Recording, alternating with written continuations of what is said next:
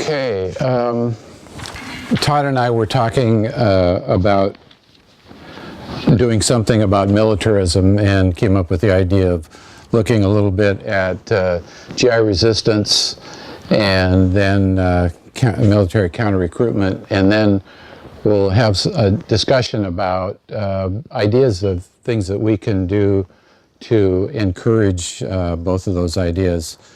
The United States and any country can't very well have wars if they don't have a military. I wrote a pamphlet one time, and the opening line of the pamphlet was that Hitler's arms were only 3 feet long, so he couldn't have done what he did without the help of other people. And in getting ready for this, I discovered that there's more history of anti-militarism in the United States than I thought there was. Even during the colonial period, there were several times when the troops rose up. In fact, there were 3,000 troops that refused orders in Philadelphia in the 1780s. And at that time, when people enlisted in the army, it was for a specific period of time. And when their time was over, they went home. They had farming to do. It didn't matter if they're in the middle of a battle. When their time was over, they was done. And I found this list, which is probably not comprehensive, but this is a list of pacifists and war resistors in the history. And they said religious pacifists during the French and Indian War, political moderates during the American Revolution, Francophile Republicans in the quasi-war with revolutionary France, 1789, Anglophile Federalists during the War of 1812, Transcendentalist dissent writers, academics, and abolitionists in the War with Mexico, Northern Copperheads, and a group I hadn't heard of before, Southern Anti-Confederates in the Civil War, the Anti-Imperialist League in the Spanish-American War, the Fellowship of Reconciliation and Women's Peace Party during World War I era, and the United World Federalists of the Second World War era. So there's always been some flavor of opposing the military in this country. During, like I said, there was a number of rebellions among the troops during the revolutionary colonial time. In 1840, when we invaded Mexico, the same situation of troops enlisting for a specific time was going on. And by the time that Zachary Scott got to Mexico City, he only had 1/3 of the size of troops that he started off with, because the people went back to their farms when their time was up. During the Civil War, troops in the North and the South did the same thing. They left when their time was up. Didn't matter what battle, and there were several 100,000 on both sides deserted during the Civil War. In the Philippines, the U.S. Army invaded and tried to take over the Philippines as part of the Spanish-American War. There were quite a number of mostly black American troops who deserted and joined the Philippine rebels because the rebels used the argument that, here you are a person of color, what are you doing, trying to hold us down with your imperialist army? In 1917, the Congress passed the Selective Service Act, and I was surprised to read that 250,000 people who were supposed to sign up in 1917 refused to sign up and didn't sign up, and an additional 50,000 applied for deferment, which affected the first parts of the war. During the Second World War, there was a lot of dissent in the military, mostly because of racism. The troops, the black troops, were given some of the worst assignments, and eventually they rose up in quite a number of places around the world. And Truman eventually, I think it was in 1948, ended segregation in the Army. At the end of the Second World War in 1945, troops in Europe and the Pacific were led to believe that the war's over, we're going to go home. We signed up for the duration.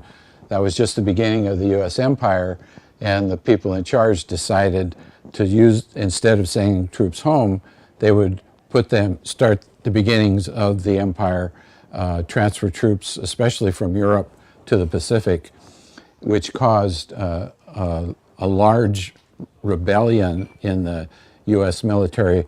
There were 20,000 U.S. troops who marched in the Philippines, in Manila, and eventually the military gave in and allowed the troops to go home.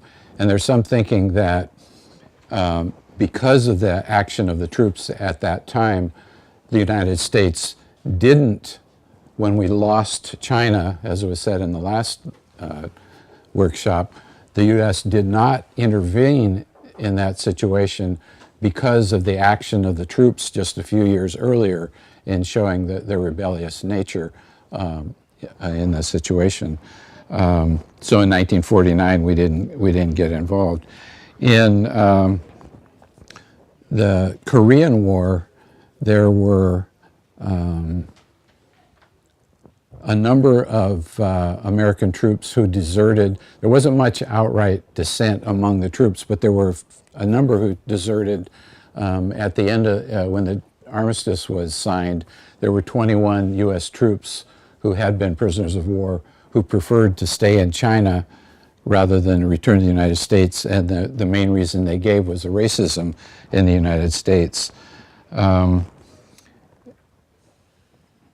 In 1965, a West Point graduate was the first U.S. military person to be court-martialed for refusing to go to Vietnam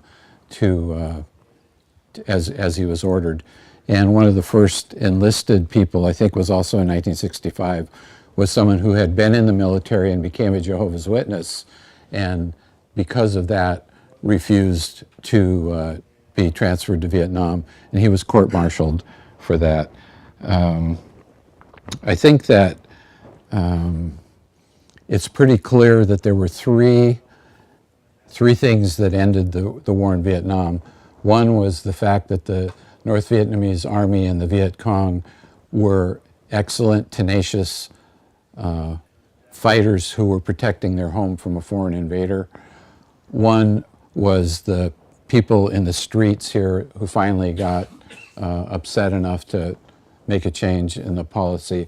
And the third, and which may be the biggest factor, which is lesser known, is that there was such a rebellion among the U.S. troops that the military didn't trust their own troops.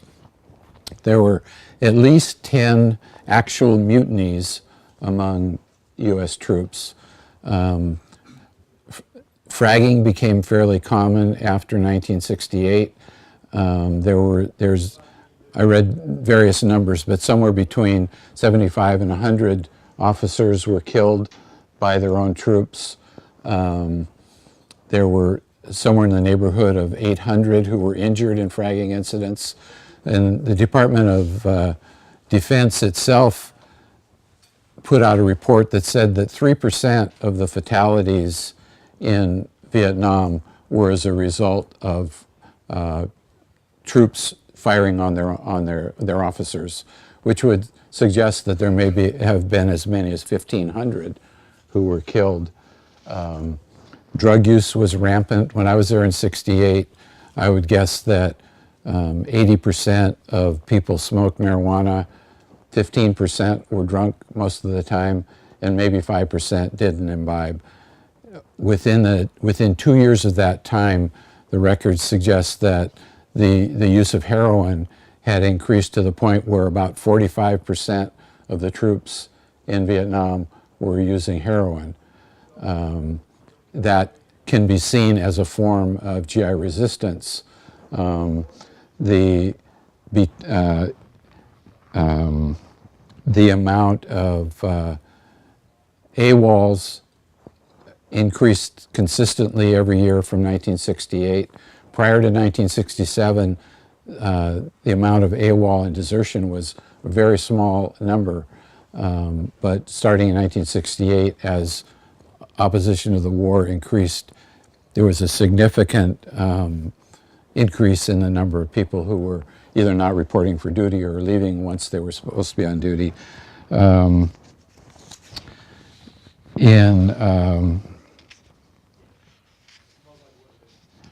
1966, a man named Andy Stapp, who was a student, he had become radicalized when he visited Egypt in '64 and saw how the British were oppressing the Egyptians. He started becoming radicalized. And he came back and went to school. He became a member of SDS and got involved in the anti-war movement. And he decided on a personal level that having protests in the street wasn't the most effective thing to do. So he joined the military and went through basic training and then was sent to Fort Sill, Oklahoma. And he started organizing the soldiers there and eventually started the American Servicemen's Union, which supposedly had as many as 10,000 members at one time. They had at least 75,000 people who were reading their newspaper. Needless to say, the military wasn't pleased with him, and I think within a year or so he was court-martialed and thrown out of the service. But the American Servicemen's Union continued through to the early 70s as an effective force of GI counter-resistance. As the war in Vietnam moved from being mostly on the ground to sea and air war, the GI resistance shifted so that first the Navy started having problems. At that time, the Navy was probably the most racist of the military divisions. Only about 5% of those in the Navy were black, but they had the worst jobs. They had 3 times the number of judicial incidents with officers. So there was a seething amount of racism. And when you couple that with the Black Power movement and the stuff that was going on at home at that time, it started to come out. And in 1972, the USS Kitty Hawk had been on an 18-month cruise through the Pacific, was supposed to be coming home. The Forrestal and the USS Ranger were supposed to go and replace them in the Pacific. So the Kitty Hawk was at Subic Bay in the Philippines. Forrestal and Ranger were in San Diego. And as they were leaving, there were incidents of sabotage. 12-inch chain were dropped into the engine, causing millions of dollars of damage. And there were also racial uprisings. So both of those ships ended up going back to San Diego. And the Kitty Hawk, which was supposed to come home, the troops there were told they had to go back to the Vietnam area and continue their tour there, which totally upset the folks there. The racism had been under control, and that incident just basically brought it to the fore. And there were actual fights, large-scale brawls on the ship, the Kitty Hawk, at that time. And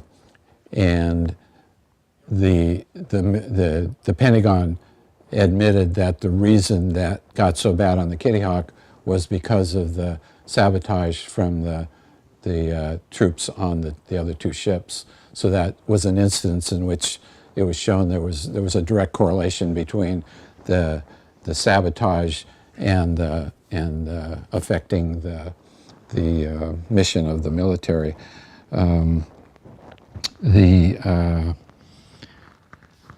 Let's see. There, along about the same time, a lot of the Air Force bombers were flying out of Guam and out of Thailand, and after a period of time, quite a number of the pilots there refused to do the flights because they started seeing that their missions were to bomb hospitals and civilian areas, and quite a number of them were court-martialed, and these were people that were highly decorated people. The bombing or the mining of Haiphong and Hanoi harbors was severely impacted by the fact that the people in the munitions factory or depot in the Philippines were taking the fuses out of the mines before they were going there, so they were totally ineffective. So there was a lot of types of sabotage and resistance that went on. So,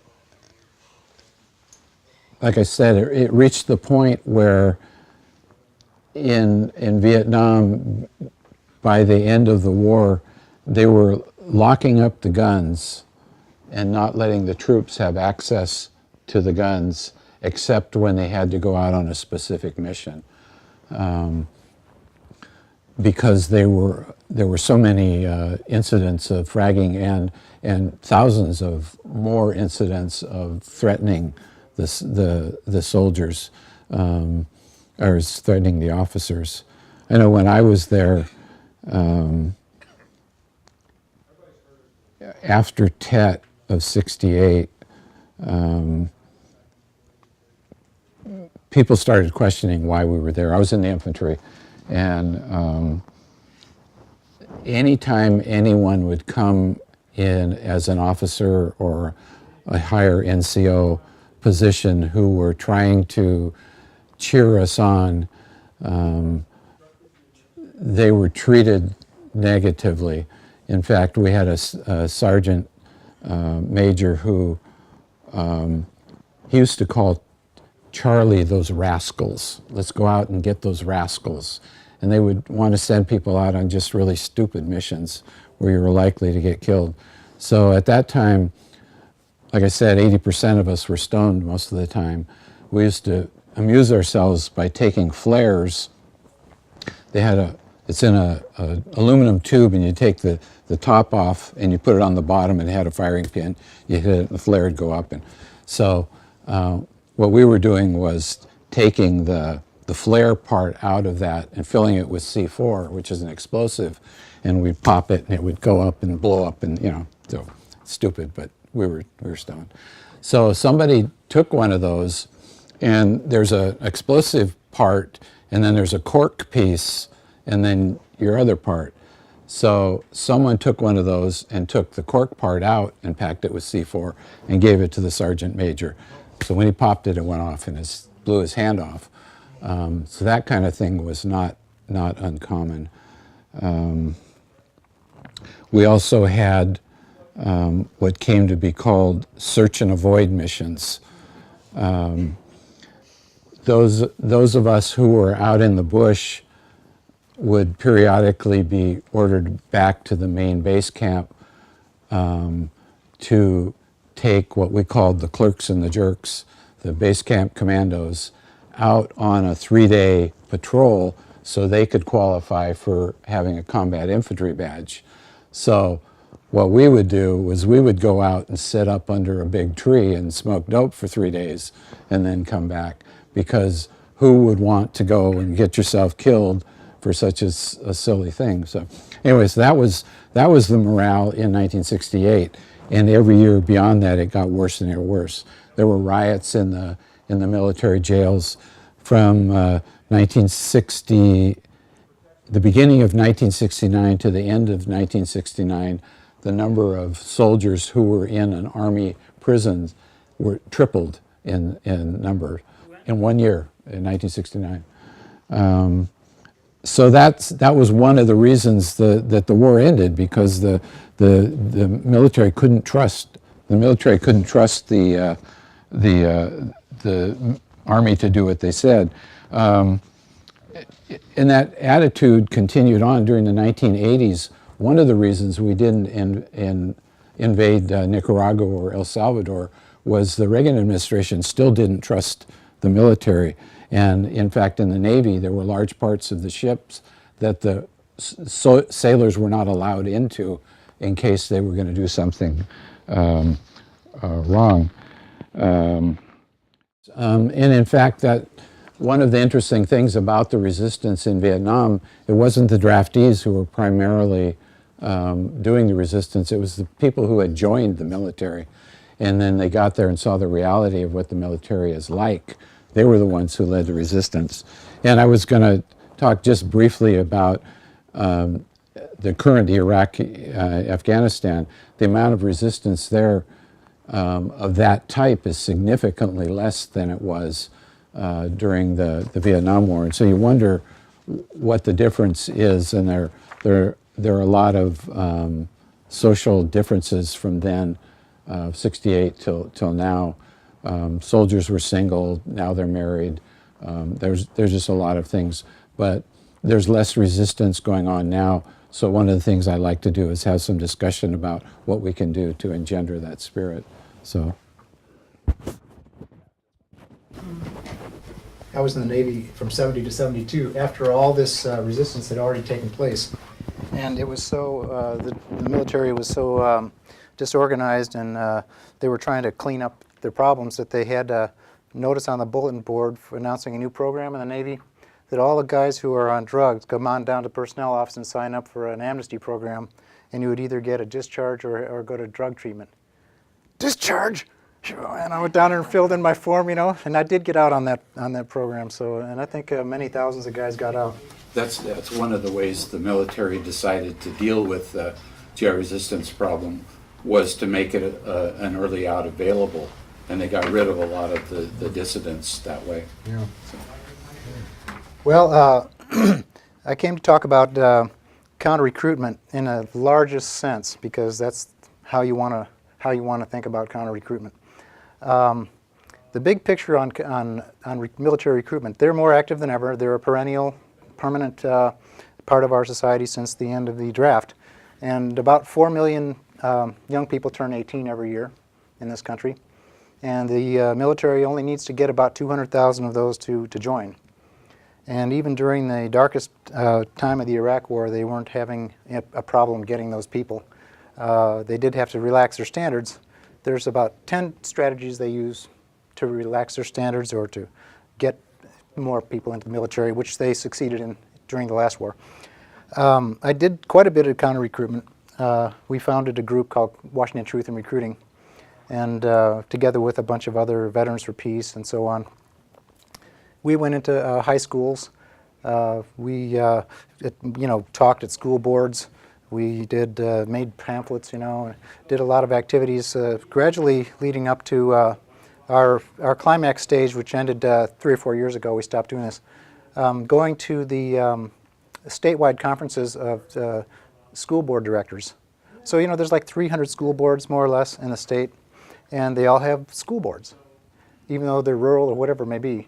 And they actually, hundreds of them, anywhere between 500 and 800 in the statewide conventions that we went to come to a convention. And they all talk about school board issues. A lot of it is training themselves on the legalities of their job, and but there they all are. And so we would pay the $800 or $1,000 and get a table there and hand out our subversive materials to the school boards. Getting a lot of really interesting discussions with those guys. They are pretty opinionated. But the final point that I came to with this work, and I think that's a good place to that counter-recruiting organizations should do. School boards, school board meetings in your own area. Just stand up and give a 3-minute, or get involved in these statewide conventions where you can reach a lot of And there's another one for principals and superintendents. You can get your message out. It does break the ice. It legitimizes more of a dissent among the community. It is kind of a loose community. They talk to each other. So the title of this part of my talk really is delegitimization. And that's what we need to do with regard to the military itself. And this is not a subject that people are comfortable doing, at first, but it grows on you once you grow into it, because our country has engaged in many wars since World War II, and we've killed millions and millions of people. Our country killed over 2 million people in the Korean War. Those people never attacked America. No Korean people or Chinese ever attacked America. And we unleashed the B-29 bombers, with all the ordnance that was produced, and just massacred all these innocent people. And then again, the United States did this again in Vietnam, and killed, the blame can go around among other countries like the North or the South Vietnamese, but 3 to 4 million people lost their lives in that conflict, and certainly none of them ever attacked America. And the U.S. had no business being there, no justification under international law. It wasn't self-defense. There was no imminent threat of any kind. They didn't even have a navy. And that war is discredited. And then we did it again in the Persian Gulf in our 2 wars in Iraq. So it's really not hard to win the argument, in a short period of time with most reasonable people over whether the U.S. wars since World War II have been just or legal or moral or necessary. So there's something really strange going on in this country, why we keep having these wars over and over again. And so the second part of my talk, I'm going to just have a little fun with this diagram of the military-industrial complex. But the reason why I say it's necessary for us as older people in this country to talk about the legitimacy of the military itself and its wars is, it takes a long time for a culture to change and for the doctrines that people accept to change.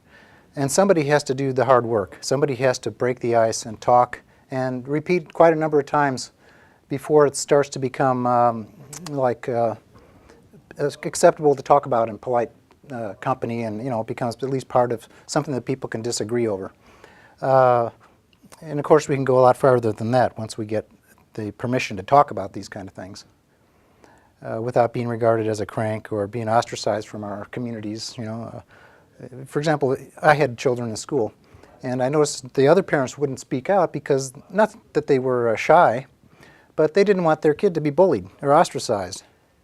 So we can change that if we make it a legitimate topic to discuss whether the military is legitimate or moral. Well, basically, my point of view is that the military is completely insane. It needs to be downsized to about 10% of its present size just to guard the borders and so on. And what they've been doing is completely out of the realm of rationality or necessity. You'll notice that Israel has a problem of legitimacy, and they've actually passed laws, I heard the other day, making it a criminal offense to speak in a way that attacks the legitimacy of Israel. And it has to do with the BDS movement. And so they've been going all around like whack-a-mole trying to pass laws to suppress the BDS movement around the world. Well, legitimacy is really an important thing, And that's why, judges, order in the court, you have to, it's your honor, right? You can't talk back the judge or anything like that. It's totally bolted down, enforced, ritual to reinforce legitimacy. Well, we can work on the delegitimization of the military. I'd just like to offer a few reasons. That's what this is for here. Now, actually, I stood more than 500 times. I stood on the overpass with 8-foot wide signs, or in street vigils. U.S. out of Iraq, U.S. out of Afghanistan, all this stuff. And I kind of made an obsession out of it. And I also happen to be an alcoholic, and that was a good activity in the morning to get my heart beating. But so I made up this song. The people of the world said no to war in February 2003. 10 million people marched in the streets, and 10 million people said no to the war. The United Nations said no to war, if you recall, the Iraq War. The Security Council said no. The weapons inspectors said no. Remember that? Even the CIA recommended against it. International law says no to war. U.S. law says no to the Constitution and Article 6 and treaties that we've signed. The largest countries all said no to war. India, China, just count them up, Russia, Turkey, the Germans and the French, the Europeans also said no. The Council of Churches said no. The Pope in Rome said no, the Catholics. Buddhists and Muslims, obviously they said no. Every religion said no to this war in Iraq. And so let's, first of all, consider, was it legitimate? If practically every institution in the world said that it wasn't legitimate. But the New York and Washington guys, they did it anyway. So let's remember who started the war, who actually did the war. Let's think back on that. You guys probably all remember all these things. The Congress started the war. They permitted the war to take place. They did it. Why did they do it? They did it for their party bosses, told them what to do, fall in line, a partisan Congress, because their party is their business. So they're willing to kill 1 million people for their donor base and kill 1 million people to get a committee seat for themselves and boost up their career in the Congress. They're corrupt. This is corruption. A corrupt Congress that's killing 1 million people for their own political arithmetic. The Korean War wasn't self-defense, neither was Vietnam. The Iraq War wasn't self-defense. But the weapon makers, they pushed for war. They pushed for the war itself, not just to sell weapons, but for the war itself. Because they can get the money, the contracts. And the labor also supported the war. You notice there were very few unions marching against the Iraq War. Oil people started the war. There were different elements in the oil industry who wanted, some of them wanted the oil. Some of them wanted the money. Some of them wanted to have a chaos so that there be drive up the price and drive down the supply. They just wanted to disrupt the supply. I mean, that was the whole thing with OPEC. They wanted Saddam to shut down. He was producing too much oil, remember? There was a glut of oil. So there's all these different actors, but they were right in there. They said, let's have this war. We didn't get to see it. It wasn't right on CNN, but they were in there. Now, the soldiers fought the war, millions of soldiers, and they did it for money. They did it for bonuses. They did it for because that was their career. Why did they join? The Department of Defense itself publishes studies on why young people join the military. You can search Google for the propensity to enlist. And I mean, they do this every year. I mean, with regularity. They hire Madison Avenue, PR companies and universities and think tanks like the Rand Corporation to conduct research and studies on young people, why they enlisted. And they enlist to get a job and to get a career going. They enlist so that they can get some education. They enlist for a role, for status, for something, to be someone in society because they don't have anything. And often they're unemployed. And basically, these are material. So that is corruption. If you're willing to go and kill people for money and for these things, that is corruption. I did that. I was 18. It was the middle of the winter. Corporate media, they started the war. They were the ones who started the war with the propaganda and the lies, and it was the flags, and they reinforced every element of the psychosis in this country. Rupert Murdoch, Fox News, CNN, NBC. The Israeli government pushed for the war. There were the AIPAC lobbyists who have the veto over any policy in the country. More than half of the Congress attends the AIPAC. I mean, it's ridiculous. So, like I mentioned this morning, whenever I hear the word the domino theory, I automatically think, what do you think? It's discredited. So if you just think of whenever there's a word and you think of your response is going to be, then you can have about 100 of these laying on the table. And whenever I hear the word Israel, I always think groveling. Because what you can say is that Congress is groveling before the Israelis over and over and over again. When are they going to stop groveling? And if you keep saying Israel groveling, then it spreads and it gets everybody bad-mouthing Israel. So anyways, this goes on and on like this with all these people. Wall Street bankers, when I was growing up, everybody knew that the banks had been the ones who started World War II. Think back what your grandparents told you. I mean, didn't everybody and especially World War I, didn't everybody know that it was the banksters who started the wars? the financiers, you know, oh yeah, it was the industrialists. They wanted to sell manufacturers. They wanted to sell weapons, but it was the finance sector that really actually promoted the war, to have a war. There's, you know, even a big war like World War II, it takes sponsors. It takes it takes a village to raise an idiot or something. It takes a village to raise a war. They loaned billions to Britain. Yeah. They didn't want to lose it. Kicked in World War I. I think it's true in World War II. But I'll bet most ordinary Britons, Americans, they didn't know that until afterwards, when they got analytical information Bingo. about what had actually happened. They don't let the recruits volunteering to go in the trenches in World War I, they didn't have that analysis, Yeah, I'm that's sure. right. When was Daddy Warbucks in the Orphan Annie cartoon? Yeah. I don't remember And- when. Well, I don't remember that, but 1930s, I think, wasn't it? I think so. Oh, he was big in the 1930s. I grew up on Daddy Warbucks. Well, if you think about the fact that prior to the Second World War, this country did not have a large standing army. And it's always been an American tradition to not have a large standing army. Right. And it's only been since the inception of this national security state after the Second World War that we have a continuous large a We standing were army. the empire until then. Right. So yeah. Well, I want to try to truncate my time so you can have more discussion.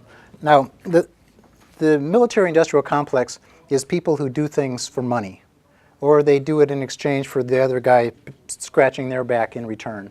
It's nothing. It really isn't really about war itself. When you talk about the military-industrial complex, so that's not the whole story of why we have wars, but it is this nasty little thing that's going on in our country of people who, you know, they write legislation so they can get a job as a lobbyist and make money later.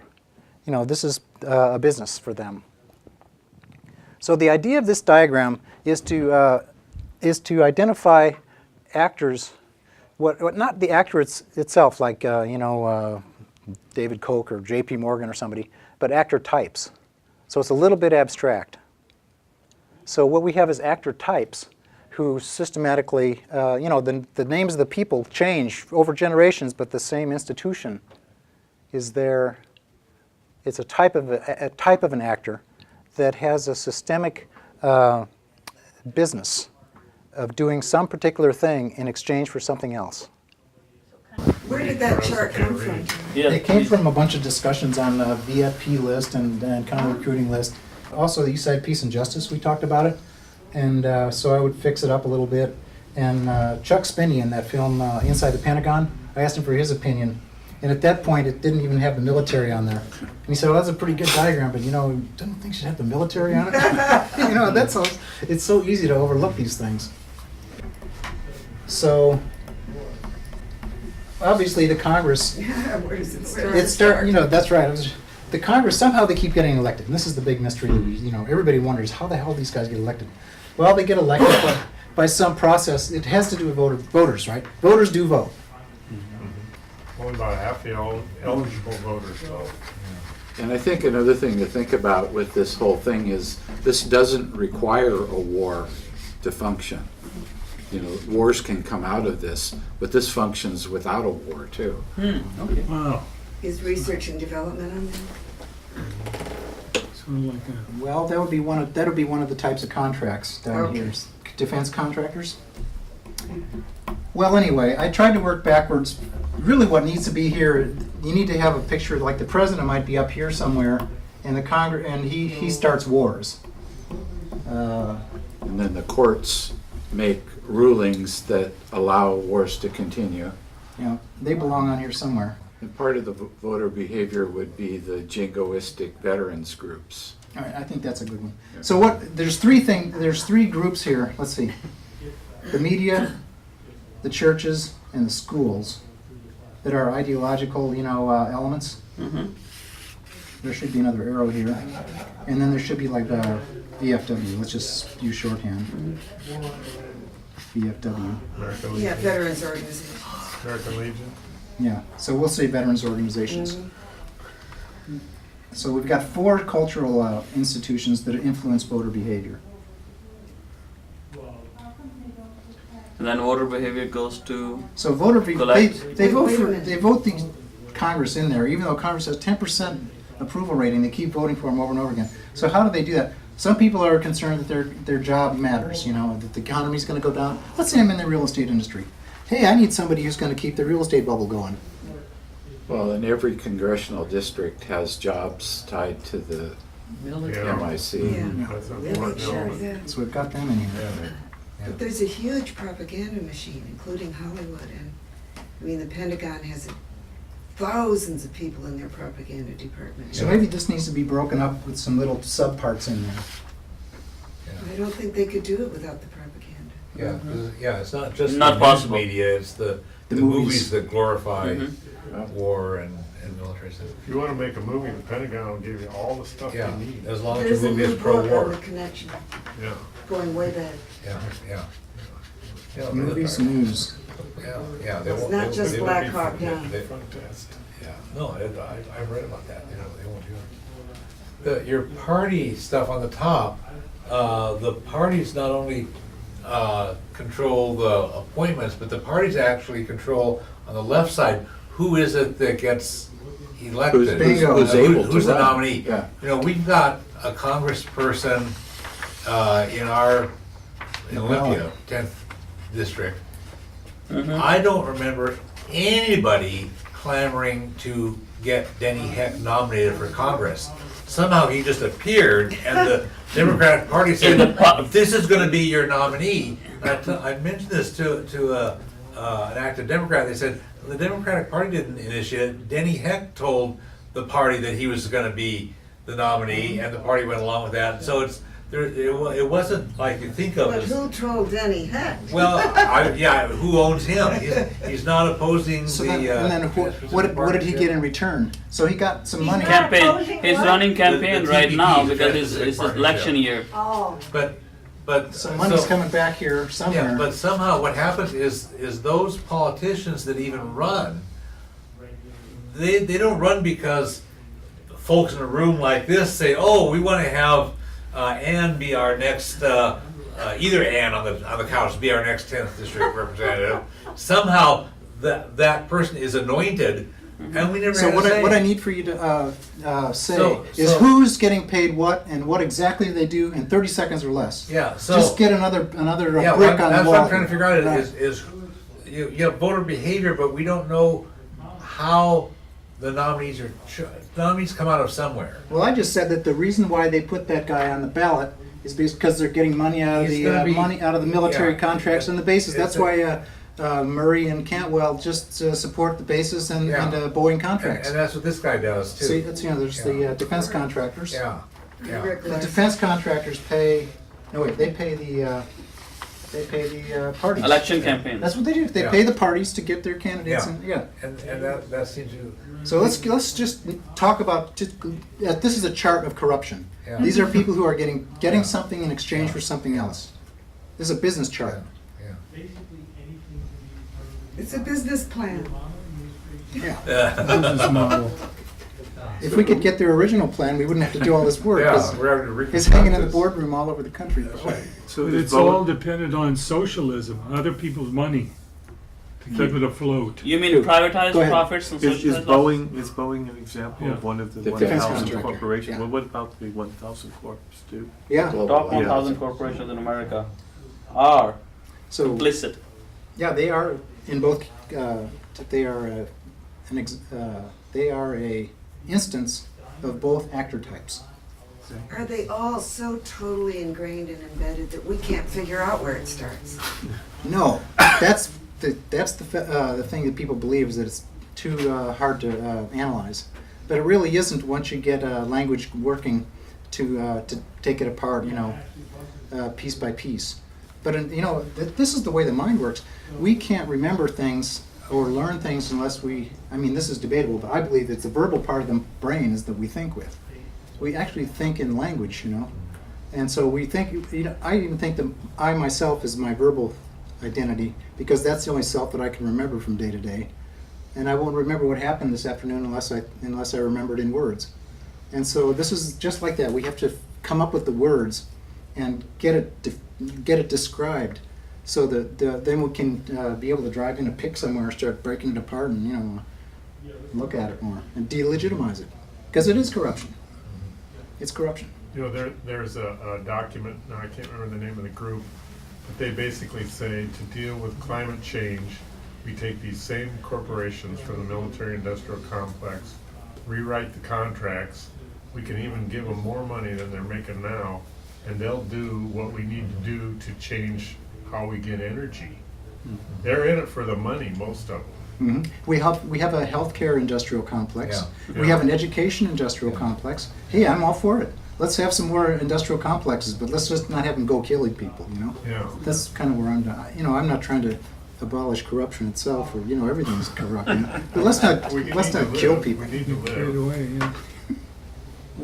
Along those lines, I don't know how you would say this, but the theory goes is that there's $1 trillion value to Afghanistan in minerals alone. So there's going to be Oh, yeah. So let's talk about there's that. going to be, let's say, 1,000 of those global corporations that are. There's gonna no be oil companies on here. Right. Yeah. There's no oil. Resource. No, but Yeah, resource so extraction. It's resource. not Oil necessarily. and resources. It's not Resource necessarily extraction. oil only. Resources. It's also the Extractive cell phone resources. transistors Right. and other stuff. Yeah. That's resource extraction. Resource Yeah, the extraction. rare same minerals thing. that they use for electronic consumer devices. Those are in Africa where we're building more military bases. Right, all of a sudden we have New command. AFRICOM. African command. We want to be able to control the raw materials that go into your cell phone. Well, so there's companies that want to make money. They want to own it. In other words, they want to privatize it away from nationalized. It is our resources, our minerals, our oil landed under somebody else's land. You know the cartoon? Yeah, sure. Yeah. And Jimmy Carter was the president who declared that Yeah. we have the right to use the military Yeah. to get resources anywhere. It's our vital national interest. Right. So you have privatizers, the same types of people who abolished the Soviet Union so they could privatize their oil. But then you also have the Halliburtons and the drillers and the sellers like The Exxon. contractors. The contractors, and then you have Exxon who sells it, and they're the one who actually gets the Distributors. money, right? They're the one who gets to operate the cash register. So there's all these different parts of the oil industry. It makes it so damn hard to figure out what's going on. And Antonia Uhas gives hour-long talks on that. She is so good. Okay, so there's contractors. So who else did I forget? Well, you have Wall Street there, but does that mean, Intelligence are you service. talking about banks? I have to figure out where they go. Where do the intelligence agencies go? This chart's getting more and more complex. So I need who's getting paid and what they're doing. So like the oil, the reason I listed these three different types of actors is because they get paid by different people, and they come down on different sides of. Anyway, go ahead, Bert. Actually, I wanted to inject something different that I heard this morning on KEXP radio at 8 o'clock on Counterspin. It was a man who wrote a book, Alfie Kohn. Yeah. Yeah. And his thesis, I thought, was right on, because it's not up there in the chart, not really, but what supports the whole process you're talking about are certain ideas, certain underlying ideas. And Alfie Kohn's book is The Myth of the Spoiled Child. And his comment was that it's not just conservatives and Republicans who support this notion, but it's liberals, progressives, all across the spectrum.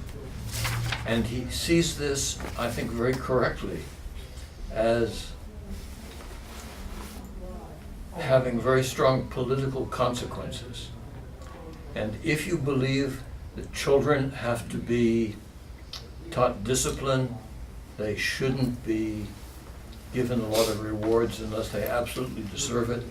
You don't encourage them, you don't help build their self-esteem unless they've earned it. The whole theory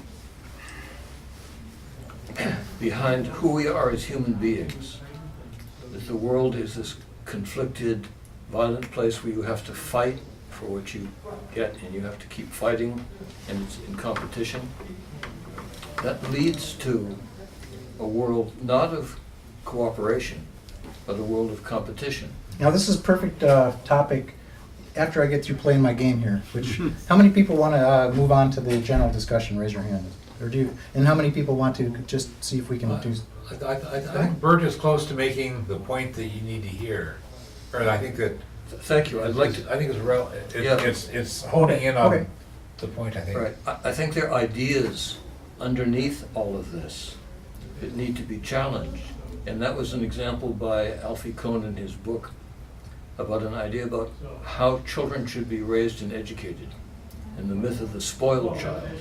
And we're too permissive to the children, we don't teach them discipline. All of that has political ramifications that support the military view of the world. And so, last thing I'd like to say is, you're talking about a lot of big things. I won't make a joke of it then. That there is a movement that I'm very excited about to abolish wars, abolish the institution of wars. Okay, just 60 seconds on this. I know this talk. I've heard it at every place that I've seen you in the last 2 months. Well, I was only like 2 minutes with It's the John mission Deere. statement of VFP as well. It's Yeah. David Swanson's new project to beyondwar.org. Yeah, I know. worldbeyondwar.org, there's a poster I put up there. But part of it is to recognize what are the ideas that support war and how do they come out. I was at a Democratic District Caucus where they kept talking about servicemen who serve our country. Serve. That's one of my trigger points. Yeah. Don't say serve. Disserve is the word. That's an example of these poor 20-year-old kids who believe the stuff they've heard and think they're going over to serve, and it's reinforced by the Democratic Party. Yeah. Right. So there are a lot of things. And finally, I'd like to say, I was talking with a man who works on that committee to abolish war. And, slavery was abolished in England by a dozen people. It began in 1787, years before the Civil War, and the British ended slavery decades before we did without a war. It's conceivable that we could abolish war. And it can't be done, I don't believe, unless there is a focus also on the ideas, and particularly the spiritual basis of I war. totally agree, Bert. Yeah. So I'm going to go ahead and take it back to the subject. Just then I'll leave, and everybody can talk about war itself. But this is actually very concrete. This is Todd talking to my next door neighbor who works at Boeing, and telling him you really have to quit working for Boeing. Yes, I know it's a commercial airplane district, but you still have to quit working for Boeing because it's the same company that builds the bombers. They have the Drones. exact same balance sheet. And so this is Todd talking to his other next door neighbor. You should not join. I told you not to join, and you're back on leave. Well, I want you to quit. You shouldn't be in the military. And I'm talking to their parents. And this is why. Because what you're doing is corrupt. You're in a corrupt institution that kills people. And, somebody has to do the hard work. And that is telling people the truth, And that's what this is about. This is explaining how a whole lot of people are all behaving in a corrupt fashion. So it's face-to-face, argument in the verbal level. And they don't like it. They resist it. They give you all kinds of bullshit, and then they go home and they just a year later they're different because they know that some people out there are on their game. So it's worth it, even though you don't get any. All you get is 100% negative feedback from the person and from everybody else in the peace movement. I'm not in the peace movement. I'm in the anti-war movement. I'm confrontational. I tell people what they shouldn't be doing, and it's corrupt. And that's kind of my approach. I'm just kind of. Opposition. I found my niche. I think there is something here that some cultural underpinnings that aren't laid out there because there's not an exchange of money, but the assumption that it's okay to kill people of other countries. I mean, that's a cultural assumption that is so widely pervasive in this country. Virtually 100% of the people in the United States think it's okay to kill people of other countries. I think it's not. When you reacted to the surge, so many people. Yeah, I don't agree. I don't agree with that. okay, but I think because people allow it. Oh, I When you- confront when you lots rec- of people. I go to right-wing churches with a sign. It says "A church for war is a fallen church," and no, I I argue agree with with people in a parking lot. Good. I know what they. I know what Okay, they say. but- They don't believe that it's okay to kill people. They just think that they have to because they're being. It's the fear thing that you were talking about. Okay, then that's part of the cultural thing. But there's some cultural underpinnings, including like the resources, the notion of a zero-sum game is a cultural underpinning. That if we don't get our share, somebody else is gonna get our share. And we gotta take our share I do because believe it's that, zero that's sum. right. That's capitalism. So, yeah, but so there's some cultural underpinnings in here, that I, even if they're not like discrete entities with an exchange of money, there are things that still allow the military industrial complex. to Okay, so my response is this: if you draw them a picture and it shows a bunch of money going to a soldier, I'm- and then you have the soldier killing people, that's his job, and then you see that the reason that they killed him was not self-defense, but it was for oil or for one of these other reasons. Then you can, if you draw them a picture and make it excruciatingly clear, then it makes it hard for them to escape and to have rationalizations. Yeah. What you're trying to do is to smash down those rationalizations. No, that's fine, but I'm just saying that there's some other elements that I think are real that allow the military industrial complex to persist, and they're not named. Yeah, And that's you're pretty naming right. things, and I think there are some other things that can be named. That's Yeah. totally very important. I Okay. agree. All the Okay. psychological. I think this Right. type of analysis, it could be useful with a lot of people, but I also agree with what Bert and Glenn were saying. Oh, I do too. I think that one of the prime things underlying American culture is fear. Fear of other, fear of losing your job, fear of whatever, and our society is not created, but it's controlled in such a way to continue the fear, because if people are fearful, they're only working from the amygdala level in the brain, and they're much more easy to lead and suggest things, and they don't use the frontal cortex. They don't rationally look at things. They just work from that level. So I think that fear, if we can raise our children to not be afraid, we can get rid of the military. Go ahead. Yeah, we're talking about fear and about a myth of redemptive violence. Unfortunately, it's necessary. But what about, didn't the Nazis have the concept of that the very health of the state is premised or predicated upon violence and war?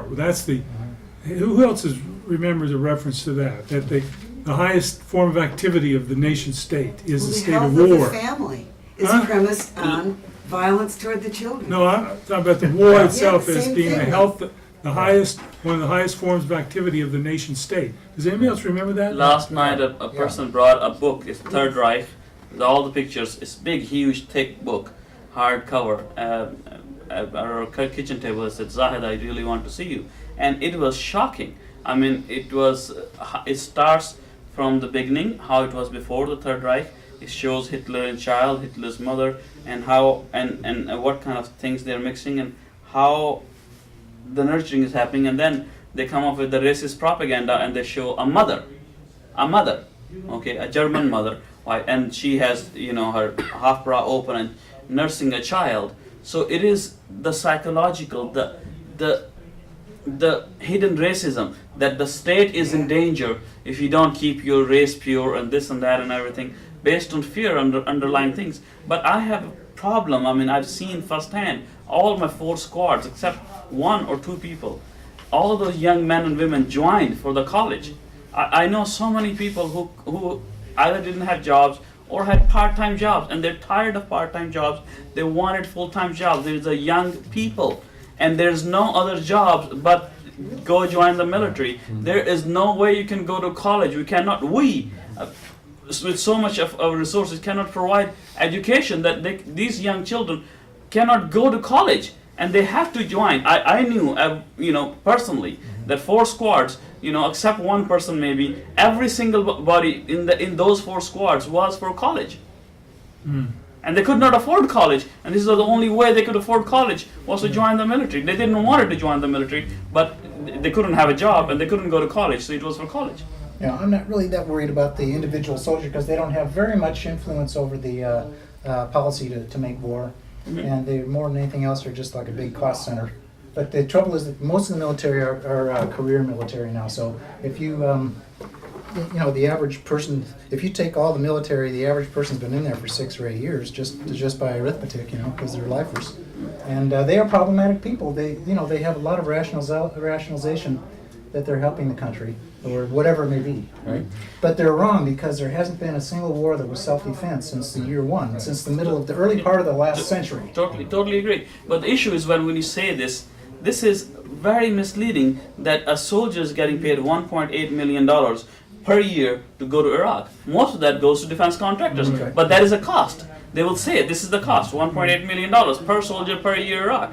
Okay, per soldier in Afghanistan. But the thing is that 1.5 or 1.8 million dollars per year per soldier does not go to that soldier. No. Okay, it goes to all the defense contractors which profit from it. But the same process has defunded education at the college level in this country. Sure. There used to be a lot more federal aid for going to college. They cut that back. There used to be more funding for scientific research in college. Funding now goes through big corporations and the Pentagon. So if the Pentagon wants some kind of research into physics because they can make a weapon out of something, then they'll do that, but the research benefits go back to the Do you think the Pentagon. college system should be on the chart? No, the Congress sets the budget. Congress The defunded. corrupt college system. Privatization of education Yeah. maybe should You got- go on you got there, that. 'cause That's this part is of it. part of it. That's This is part the of big it. part of it. But the what makes it hard for people to go to college is Congress has made those decisions. Yeah. They don't want people to go to college except Unless they sign up their lives. funneling through the military. But they defunded federal aid for college. States don't fund it adequately. We'd rather keep our property taxes low so that people who have multiple homes can afford to have homes and not pay taxes. Isn't this guy Ryan, his new budget is to beef up military spending, Yeah. lower taxes on the rich, Yeah. and cut social spending? It sounds like Reagan voodoo I don't economics. understand. Beef up Democrats passed the same Voodoo budget. economics. beef up it even State more. We Democrats already do the same. so much more. Well, Beef it up Ryan. more. Yeah, The Ryan Well, budget. but now it's going to be, Privatization of He was everything. vice president Everything. under yeah, Do but away with all it's social Romney. spending. But That's what they're the aiming. state Spending is- legislators pass the same budget of either party. But the military keeps winning. So I Military know always there's wins. lots of complexes. Military always So why wins do they in keep big winning? business. Why do they always win and they get more than half of the budget? Yeah. So, But I think it's gonna be like in Vietnam. You know, the ruling class is gonna win every battle, but they're gonna lose the war. Yeah, huh, yep. when? And that was soon. When, supposed to I don't, be- it's gonna be sooner than we think. I Yes. hope so. So, supposed to be one of the focuses today is, let's come up with some ideas of ways that we can affect this process. What can we do that can have some effect on delegitimizing militarism in this country? An indirect approach, and Louise was with me when we heard James Lawson say, you're never going to defeat the military-industrial complex directly, you have to do it indirectly, and that means you have to get the American people organized in a big movement to get the education they need, the health care they need, the jobs they need, the housing they need. Because as this thing, you know, feeds on itself, more and more people are left out. And these are the people that can be organized, and by the very nature of the fact that we can't have both, I mean, that time's over, guns and butter. I mean, that's how that's how, do you remember when he so said that? work with the disaffected It was a people. real shock, because this was an anti-war group. Yeah. There's a good book called Poor People's Movements that looks at four, let's see, the civil rights movement, the labor movement, the women's rights, I think, and welfare rights movement, and looks at how they developed in the situations that they were in and look at different factors. And almost all of them, it required a specific focus at a specific time in history to happen.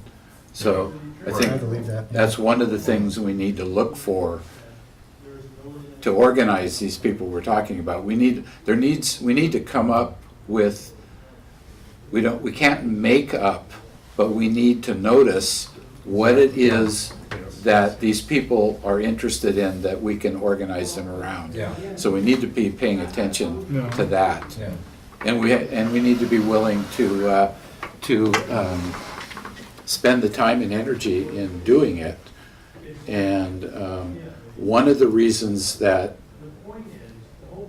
all of those movements to some extent petered out was that the powers that be realized that by co-opting the leaders of those movements, bringing them into federal programs to help the poor and those kind of things, they took the steam out of those movements. So we need to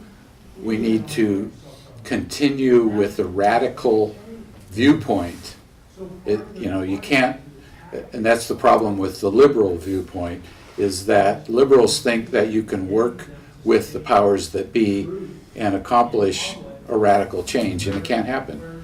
So I think, and those are generalities, but I think we need to be looking for that And so, to my focus. mind, what came up to me after doing all the overpasses and stuff, I switched into making videos. And the reason I did that is because I felt that this kind of change that John's talking about has to be preceded by awareness. If people don't have awareness, they're not going to come and join in a movement, And I noticed that people weren't listening to my voice because it's so peevish and always sounds negative and everything, so I just go and record other people now. Good one. But the trouble is, I just want to warn you that, the trouble is that there aren't enough people who are standing up and giving good, coherent talks. There's really a shortage of talent, and so like Ed goes, oh my God, I don't have anything this week to put on Pirate TV. It has to be good enough to go nationwide. We can't just put on another local thing, And this is Seattle, if we don't have enough speakers once a week to go on TV, that's pathetic, I mean, Larry's good as, I got enough here to maybe Ed will put it on a show, just put 3 or 4 of them together. But, so the reason I'm saying that is that I want all of you to think about what you're saying and I know you're good at, like the 1 minute soundbite, because you say you participate. Try to stretch yourself to a 5-minute rant. Do it in the mirror, or just inflict it on somebody in a coffee shop or something. And but don't be ashamed of yourself. Go ahead and rant, and fix it and rant again, Because that's how you get. I think we need to get rid of our egos and be willing to be Yes. fools. Fooled. Oh, yes. Yes. Very Yes, good. yes. Listen, Cindy and I do it to each other all the time. I mean, about politics, not against each other. you talked about what's changed from the 60s when there was much more resistance in the military compared to now. And what's different to me is the 60s when I grew up, was a fairly promising time. I paid off my student loan while I was still a graduate Exactly. student. And the economic situation now is much worse. Yeah, that was one of the factors. At that time, you could get a job, and now you can't. At that time, the most of the lower rank in the military were single. Now, most of the lower rank are married. Comparatively, the military pays better now. There was a difference in that with the draft, there was more of a representational cross-section of society in the military. Now it's the economic draft, so it's mostly low-income people. Small town. But also in philosophy, we thought we could really change the world. There The was hope 60s, for a we thought, whole new yeah, way. music- Now, music, the young all of people that. Yeah. hope that they can save it from burning up a little sooner. Right. That's a whole different There were mindset. 300 GI newspapers, plus all the counterculture newspapers. There were at least 20 coffee houses outside of military bases. Now there's 2 in the U.S. and 1 in Germany. Coffee houses. There aren't. I don't know if there are any GI newspapers. There were I think 3 for a while. War Crimes Times. Well, I'm not No, sure. that's not GI. That's not GI, but there were 3 briefly for maybe a year or two at the beginning of the Iraq War, but I don't think that continued. But the military is not so disaffected as they were before It because they're isn't getting for a paid lot, and- for a number of reasons. Yeah. If you're married and you know you can't find a job, you're much less likely to say something. They're dead. They're not disaffected. They're dead. They're But killing you themselves. know, I think they're even less likely to take a risk, the guys in the military, because they're there for different reasons. And so the strategy of the military, that's probably why they're going to drones, is that these people aren't gonna stick their neck out. Nobody And so did. despite the fact they aren't resisting, they aren't fighting either. I have to comment on the myth of military suicide, or I should say veteran suicide. What we're getting from, not only from the propaganda organs, but from disabled American veterans, the mainstream veterans groups, and even IVAW and VFP fall into this. What we're getting is a constant drumbeat that veterans are committing suicide in large numbers. They're not. If you go and look at how many veterans, and I've posted this over and over and over again, the information is out there, the suicide rate for the general population is, it's 3/4 of them are male. I mean, males are the ones who do most of the suicide. It's also skewed. There's a bunch in the 20s, and then there's a bunch of elderly. And mostly elderly people commit suicide. So there's a large number. It's one of like the 6th leading cause of death. It's a big cause of death, Well, it happens that out of the veterans, there's like still 25 million veterans in this country, and most of them, all but about 5 million of them are World War II veterans. There's just so many ungodly numbers of World War II veterans. Well, they're all old, Korean War and World War II veterans. And so what you have is old males, and they're going to be committing suicide anyway in larger numbers than the rest of the population. And then if you go right down the different causes, and gender and age being the biggest ones, the long story short is that the veterans are committing suicide at a rate maybe 25% higher than the population as a whole. And this is all veterans, not just the new veterans. Not just the new veterans. So if you just look at all veterans. Oh, I know there's some isolated pockets like people who have been over more than 3 tours and who are rangers or Yeah, something. we've had 2 new veterans kill themselves just in our little town of Bellingham. So I guess I believed that statistic, but thank you for clearing that up. Sam Merrill, who's here for the criminal justice workshop, has done some really good research on guns and suicides and stuff, and I've read his stuff. The suicide happens a lot more in smaller towns and rural areas than in cities, and so there's a skew there. It's If there's a gun in the very home- heavily white as opposed to Right. black or Latino or Asian. And so there's all kinds of patterns. But talk with Sam Merrill. That'll be interesting. He's got all kinds of interesting data that comes to us. Well, anyway, the reason why I I'd believe like to this say something. is so much in the media is because it's they're trying to get money for veterans. Veterans is part of the military. Veterans should be on here. More veteran stuff. But veterans, taking care of veterans, honoring veterans, elevating the status and respectability of veterans, that's all about supporting war. It is all about defense contractors. I would like. Yeah. This is about, again, the contractors. They had 64 whatever $1 million to upgrade the veteran facilities and make them look like palaces, but they didn't have whatever $40, $70, $60,000 for nurses or $80,000 a pop for doctors. I mean, I'm talking about American Lake. Okay, I'm talking about pure sound veteran healthcare system. They You say have that they spent the money on the contractors who built the buildings. the buildings, Oh, and then right. they took the old buildings and made them brand new. I mean, I have seen that in the last 10 years myself.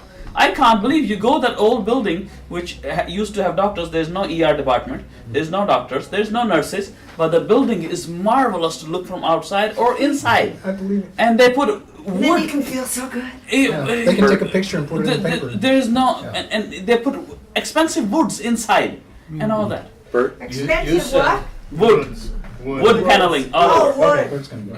Yeah, from Indonesia. You said, Larry, The what bird. can we do to change things? Right. Right. I have a suggestion. July 28th is an opportunity.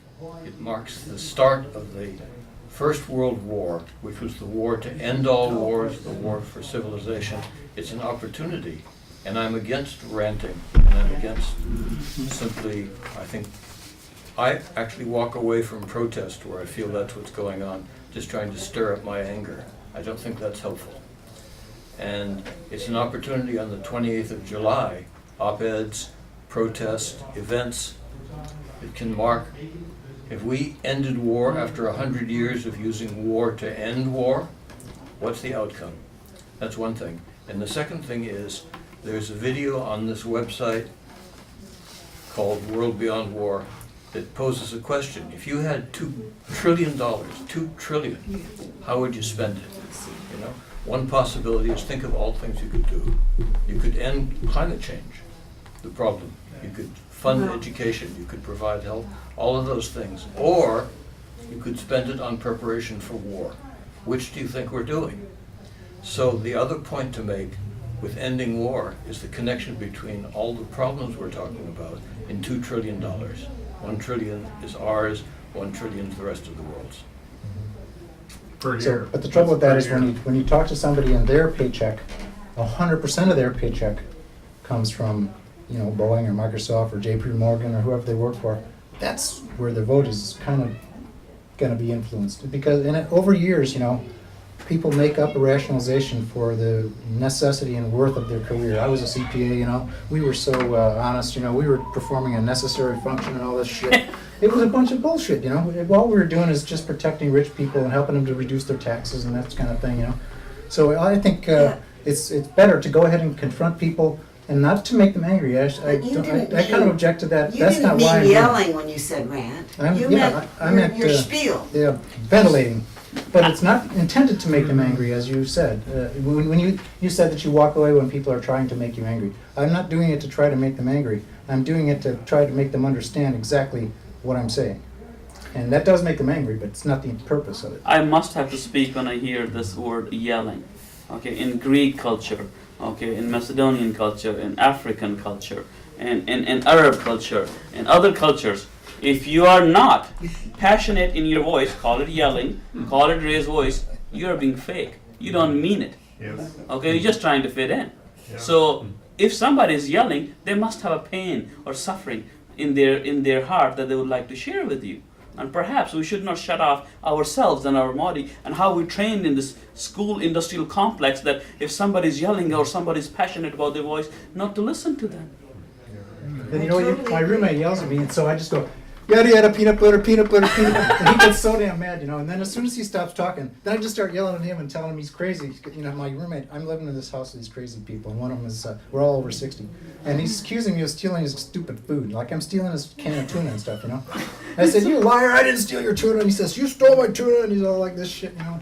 And he's drunk, you know. But somebody's So, yelling. yada, yada, yada, It peanut makes butter, me- peanut butter, peanut butter. It makes me more, I mean, I really want to hear why somebody's yelling. There has to be a reason. There has to be a cause and effect. There has to be a pain. There has to be something, you know. To me, when somebody's yelling, I want to listen. I love Well, that. I that's- agree. Yeah, it makes me I feel agree. all Okay, right. And all- you're raising one more of many cultural problems we Yeah. have.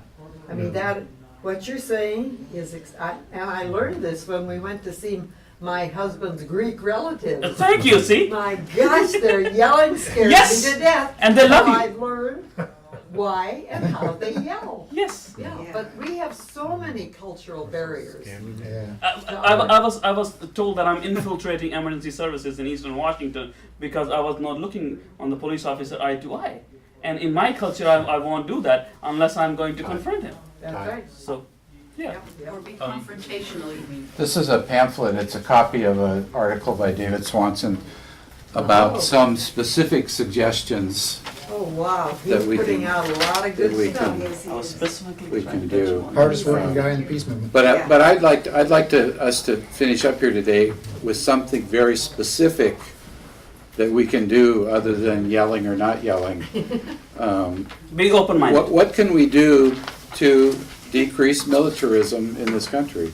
I think listen to where the other person is coming from and then connect the dots to something relevant here. Mhm. So if somebody is like concerned about not being able to pay for college, you can sort of find the relevant thing here. Or if somebody is concerned about, you know, violence on the school playground, you can look about what kind of example does our federal government send about how to solve disputes or whatever? But start with listening to somebody and then connect the dots with some of our peace-related values. One of the things you can tell people who are joining the military so they can get college paid for is that only 16% of the people who go into the military actually get their college paid for. You get But the people who military, yank that from the you. military is pulling money from all of them because everybody has to pay into that fund. So in effect, all of those soldiers who are not going to college are paying for the college of the 16% who are going, and the military isn't paying anything. And only 15% of veterans ever graduate with a bachelor's degree, where 30% of the people in the general population graduate with a bachelor's degree. And so I'm wondering, how does going in the military help them get a bachelor's degree? That's what they do not know. That this is what the recruiter tells them, and then what we find out at the last 2 weeks ago, that actually there is a sunset clause. There's a 10-year sunset clause and there's a 15-year sunset Use it or clause. lose it. Lose it, and oh my gosh, that wasn't told. The recruiter said, no, you can go to college anytime you want, whatever, Yeah. whatever. No, They didn't there's a tell us sunset that clause. either. We had 10 There- years. yeah, there's so many other clauses that they cannot But use. also, you can't concentrate because you've been in the military for 8 years and you haven't been using your brain, so.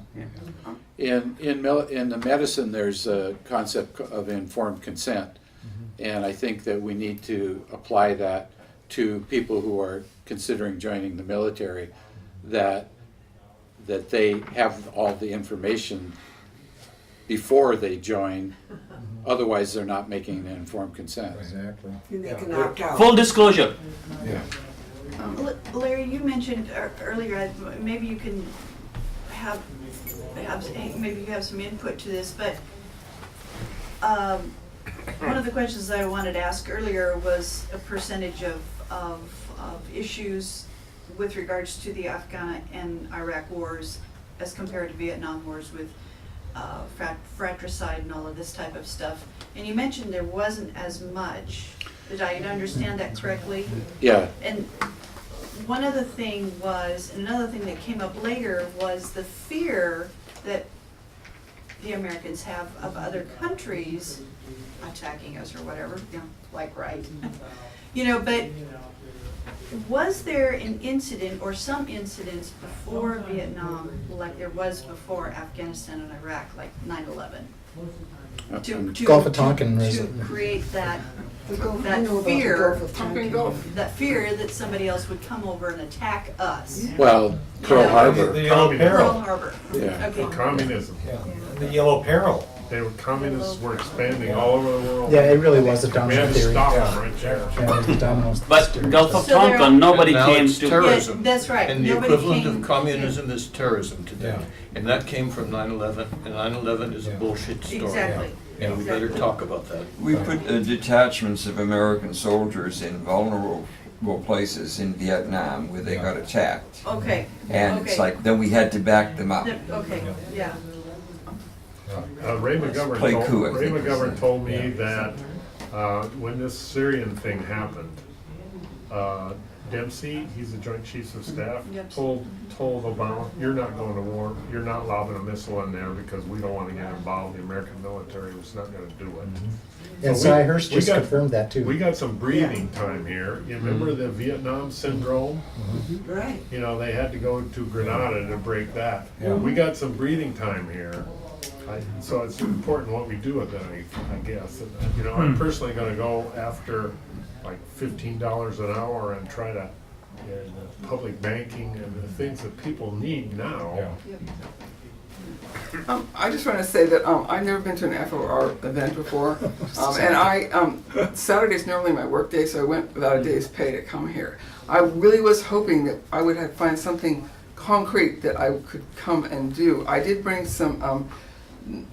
The months of April and May have been part of a national call to bring attention to drone warfare. Yes. And there's nothing online for anything in Washington State. I brought a sign-up sheet. There's no names on it yet. If somebody would want to do something about drone warfare, bring attention to drone warfare, or some kind of, I want people to get together and do something. That's what I would hope to come out with. I would have something concrete that I could do with some people.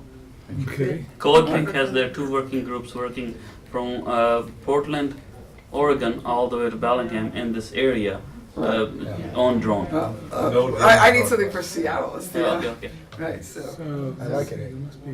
Why don't you do a talk at Common Good Cafe? Yes. Common Good Cafe, I didn't even know that. Rich Lang, every week on Thursday nights, they have a open stage, and you can get 45 minutes to give your talk on drone warfare and present slides. Or quite often they end up doing a movie night. Okay. And they will sign up. Let And me write this down, because Where, Common where Good is Cafe. this place? Where It's is in the it? University Lang. District. I think you Okay. can Google. You district? Glenn? Yeah, in line with the informed consent kind of thing, I've said for a long time that the burden of proof about recruitment and conscientious objection should be absolutely reversed. Which, if you sign up to join the military, you have to check no to a space that says, ask about being a conscientious objector. And when people ask the recruiter, what does that mean? The recruiter just says, well, just check no. That's what they say. And I've been maintaining for decades that instead of the process which exists now, where if you want to get out of the military as a conscientious objector, you have to jump through all kinds of hoops, write up this essay, examine your conscience, and be able to prove to the system that your religious beliefs, your heart, your conscience will not let you kill people. I think we should reverse that, not let anybody join the military unless they have done that level of specific spiritual inquiry, reflection, written up and gotten documentation proving that your conscience and your religious faith and your spirituality will allow you to join the military and kill people. Only if you've done that should you be allowed to enlist. We've Good. said that for a long So time. you just shift the burden of proof. Plus one of references those- that you've actually killed people too. Maybe you've been in the mafia or something. Did you know the Marine recruiters, before you go in the Marines, they come to your house and they talk to you and your parents and they go through that kind of thing to make sure the person's got some idea what they're doing and stuff, because they don't want people who are gonna not have a clear idea what they're doing when they join the Marines. So we didn't see Marine recruiters in any of the schools, we didn't run into them because they have a different way of recruiting. So for the specific thing on recruitment, I know somebody who has been a high school guidance counselor for many years, and routinely hides the military stuff way in the least visible parts of the rack, and puts the peaceful alternative kind of recruitment stuff out toward the front. So there's a concrete thing that somebody can do if you know of somebody who's in the guidance counseling. I did that in my waiting room in my clinic. I threw away the Reader's Digest and put War Resisters League. Yes! Yes! Todd, I wanted to ask, we kind of got off the chart because we went into, or by going into a lot of the cultural issues and the child rearing and the book we started off with. Do we need two charts? Do we need this one that really is hardcore, the system, the corrupt system, and a cultural chart that shows, because as a counselor, I've had many of the glorifying war veterans, many for decades and decades, and the I guess I'll say Tea Party type people who support that.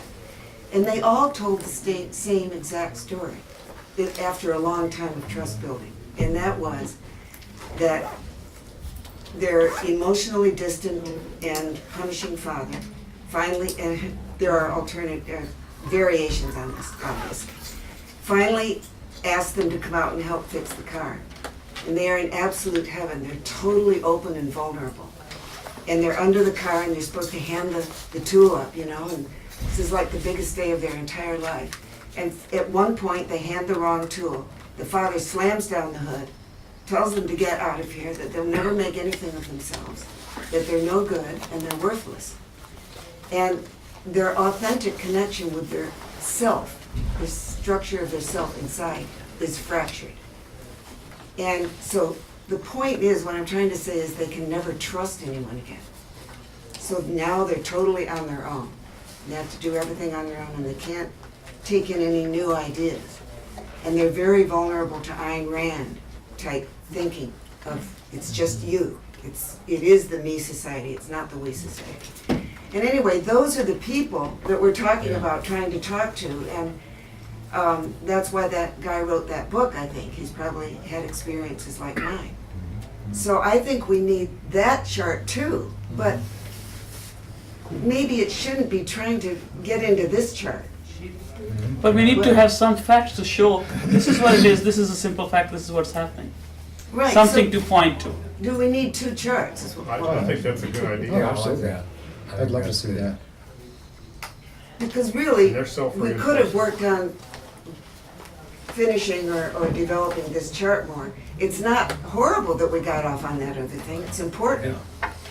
But does it go in there? It'll really get mixed up if it tries to go in there. Well, it's 3 o'clock, so I think it's time Thank to move along. Um, I'm When is confused. the next issue of Pacific Call? Would normally be June? Yeah, probably. Okay. If anyone comes up with any ideas out of this and would like to put something in Pacific Call for the June issue, you have maybe a month or 6 weeks to write up something, get it to me. And if you want to write something about the drone and send it to me, I can put it in our newsletter. Oh, okay, all right, I see what you're saying, okay. That chart would be great. I was just gonna say, Todd, if you rework that chart, Yeah. we can put it up and it'll be a link to the Right. specific call. So, all right, thank you. Thank you. Okay.